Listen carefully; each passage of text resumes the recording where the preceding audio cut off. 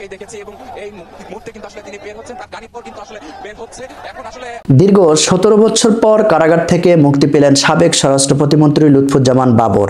তার সঙ্গে একই মামলায় আরও 5 জন মুক্তি পেয়েছেন। বৃহস্পতিবার 16 জানুয়ারি দুপুর 1:45টায় কেরানীগঞ্জে ঢাকা কেন্দ্রীয় কারাগার থেকে বের হন তারা।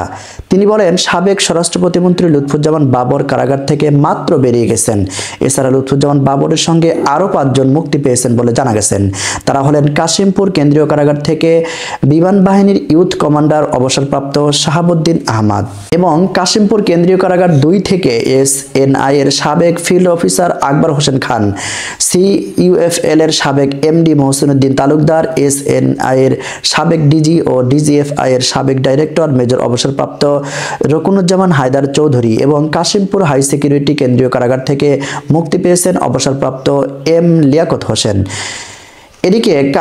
এদিকে বাবরের মুক্তিতে আদালত চত্বরে বাবরের ভক্তবৃন্দ লাখ লাখ নেতাকর্মী ঢাকা শহরে উপস্থিত হয়ে বাবরের মুক্তি নিয়ে তার গলায় ফুলের মালা দিয়ে ছাদ খোলা গাড়িতে তাকে নিয়ে সারা শহর ঘুরছেন এবং আনন্দ উল্লাস করছেন এবং মিষ্টি বিতরণ করছেন এবং শোনা যাচ্ছে তার অঞ্চলে, তার নির্বাচনী এলাকায়, তার নির্বাচনী হাওর অঞ্চলে লাখ লাখ মানুষ আনন্দ উল্লাসের জন্য বিভিন্ন জায়গায় জায়গায় গরু এবং মহিষ জব করে আনন্দ উল্লাস করছেন।